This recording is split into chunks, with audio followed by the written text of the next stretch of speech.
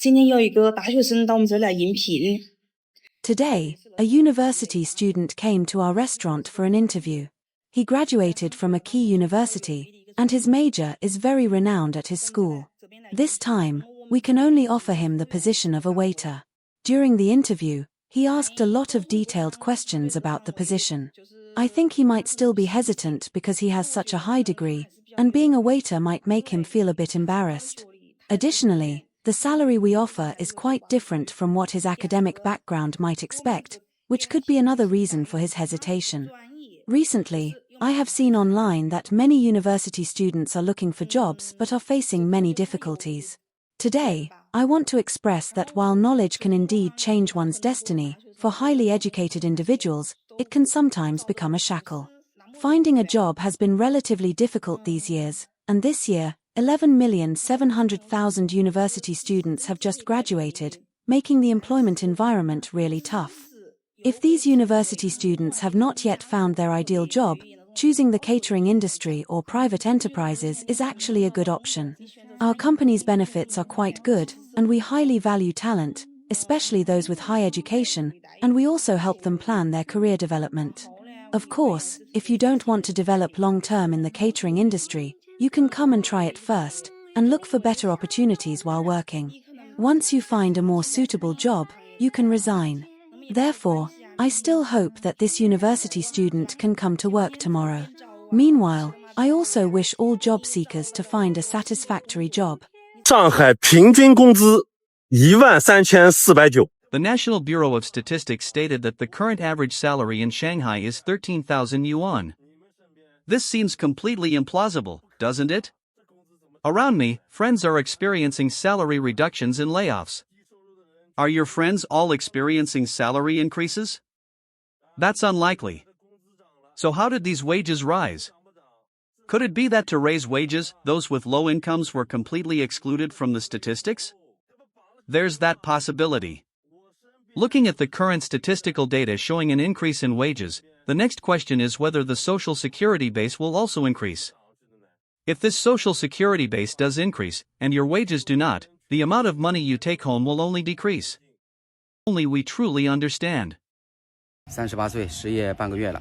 I am 38 years old this year and have been unemployed for half a month. I've noticed a change in my wife's attitude towards me. She often yells at me over trivial matters, like when I dribble a few drops outside the toilet bowl while standing. Isn't it normal for men to stand and urinate? You can't expect me to squat down to pee, right? Also, she used to ask me what we should eat for dinner or what groceries to buy when I got off work. Now, she doesn't ask anymore, she just cooks whatever is in the fridge. Sometimes, I end up eating leftovers from the kids' meals. I don't think it should be like this just because I'm unemployed. I'm not worthless. When I earn money, I treat you well. When I can't earn, I don't bother with you. Are all wives so practical? Sometimes, I wonder, in her eyes, am I just the father of our children or merely a tool to make money for them? However, I understand her current attitude towards me because neither of us is working right now. Even if we tighten our belts, we still have to pay the 7,000 yuan mortgage every month. There's no choice. Starting tomorrow, I'll honestly go out and look for work. 昨天晚上跟我一个哥们儿喝酒，他是2个月前刚被京东裁员。 Last night, I went out for drinks with a buddy of mine. He was laid off from his company just 2 months ago, right after turning 30. He still feels young and confident, having been a key player in his previous company. Despite the tough job market, he believes he can land another good job soon. In these past 2 months, he has applied to every company in Beijing that he could find. At first, he targeted only big companies, but later he started applying to medium and small enterprises as well. Yet, he's received very few interview invitations. Many job listings remain stagnant on recruitment websites for long periods, with no response even after he applies. However, my friend says this isn't the most painful part for him. After a month of unsuccessful job hunting, he adjusted his mindset and decided to take a break. What really makes him feel crushed is his wife's changing attitude towards him. She works, and he prepares meals every day, waiting for her to return. Yet often, upon seeing a bit of mess at home, she starts complaining about what he's been doing all day. Since he's not working, why hasn't he cleaned up properly? Talking about this, my buddy feels hopeless, a kind of powerless despair. He doesn't know when this situation will change or when he'll find work again. It's a harsh reality and quite heartbreaking. Perhaps this is the greatest sorrow for a man after being laid off, besides the financial pressure. So, I hope everyone, if your significant other gets laid off or unemployed, can be more understanding. Because at such times, they may be feeling even more anxious inside. Recently, a thought-provoking issue has emerged. Many young people in China are choosing to forego paying Social Security. According to data from the National Medical Insurance Bureau, there are over 200 million flexible workers nationwide, but only slightly over 50 million are enrolled in employee medical insurance, less than half of the total. Even for lower-cost medical insurance, the participation rate remains low, and the situation is likely even more severe for expensive pension insurance. It can be said that 150 million flexible workers are living in a nearly bare state, lacking basic guarantees in healthcare and retirement. The reasons for their abandonment of Social Security contributions are not complex. Primarily, they simply cannot afford it. Many may find it puzzling. Can there really be people who can't even afford Social Security?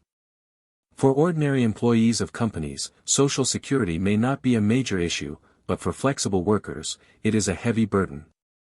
Most of them are delivery riders, ride-hailing drivers, restaurant servers, and others in similar roles, with low incomes, long working hours, and facing greater economic pressures. A report by Alipay indicates that the majority of China's flexible workforce earns between 2,000 and 8,000 yuan monthly. For them, fully bearing the cost of Social Security is nearly unbearable. Taking Shanghai as an example, the monthly Social Security payment base is 7,310 yuan. At the minimum payment level for pension and medical insurance, this amounts to 2,558 yuan per month. Even for a delivery worker working hard in Shanghai and earning 8,000 yuan per month, after deducting 2,000 yuan for rent and 1,500 yuan for living expenses, only 1,942 yuan remains. While the standards in Beijing and Shenzhen are slightly lower, they still represent a huge economic burden for these workers, whose incomes barely cover basic living expenses, let alone savings for family or future plans.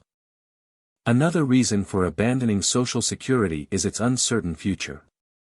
Since flexible workers must bear the full cost themselves, the financial burden upon retirement is significantly higher than for regular employees.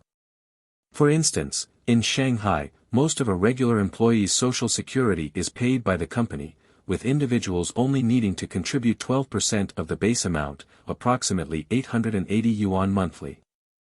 In contrast, flexible workers need to pay over 30,000 yuan annually, totaling 460,000 yuan over 15 years, 31 million yuan more than regular employees. If they fail to accumulate sufficient Social Security funds before retirement, they face the risk of financial hardship afterward. For many flexible workers, life is already challenging. Stable income is hard to guarantee, and the issue of Social Security in the coming decades seems distant and uncertain. They prefer to use their limited income for immediate living needs rather than benefits they may not enjoy in the future.